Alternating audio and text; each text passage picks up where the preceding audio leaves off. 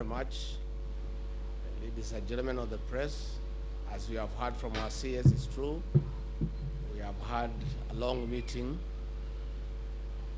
between the national government, the county governments, and our development partners to review and deliberate on the drought crisis facing this country and the Horn of Africa. And we have taken time to get reports from across the country.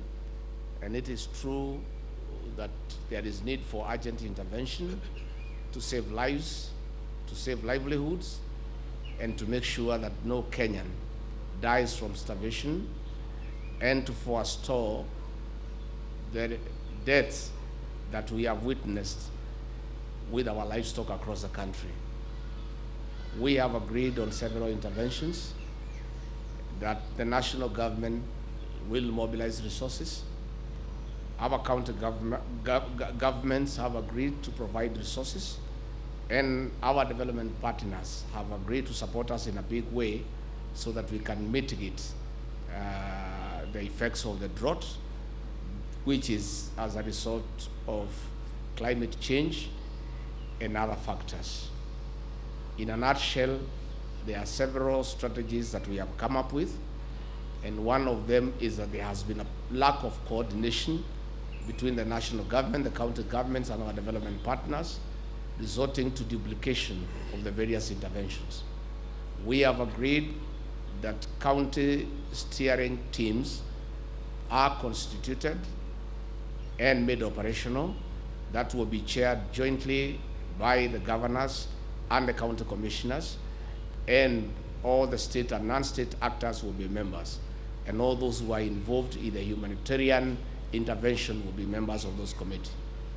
Because of the urgency of the required interventions, those committees have been convened for Tuesday in all the affected counties under the chairmanship of the governors, with the help of the county commissioners, to appraise the situation and identify the needs and the interventions that are so required, and come back to the National Secretariat that is domiciled here in my office for intervention and supply of relief food.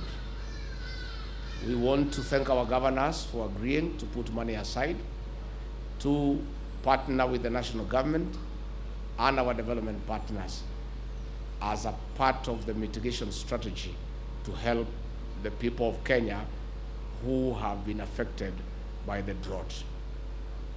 We have agreed that all water agencies across the country have mobilized 100 water buses that will be deployed in all the areas that have been badly affected to assist in getting water to human beings and livestock, so that we can address the water shortage that is prevalent in those areas. Again, the Kenya Defense Forces have agreed to provide water rigs to engage in an emergency drilling exercise to drill as many boreholes as practically possible in various parts of the country. Again, the Ministry of Water has given a proposal that we are discussing with the Treasury on how we can obtain more water tanks and also contribute in drilling more boreholes in the areas that are required. To enhance transparency and accountability, all food by the national government, by the county governments, by our development partners will be received and distributed by the county coordinating teams. And all that food will be documented from the point of being received up to the distribution. We have also agreed with the county governors for transparency and accountability. All food purchased by the county governments will be surrendered to the coordinating teams so that all players are well appraised on what has been provided and in the manner in which it is distributed. Finally, we want to appeal to our development partners and the international community to consider giving us more resources so that we can top up what the national government has put in place in addition to what the county governments will be able to put into place so that we can mitigate the crisis. Again, in terms of livestock intervention, we note with a lot of concern the destruction of livelihoods.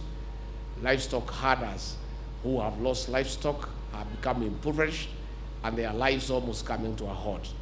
As a part of the mitigation, we have agreed with the Kenya Meat Commission and the Kenya Red Cross within the ambit of the county coordinating teams that we shall purchase livestock for slaughtering and distribution to the needy population for feeding, and at the same time, we prepare corned beef for distribution to the schools so that our children are able to go to school without failure.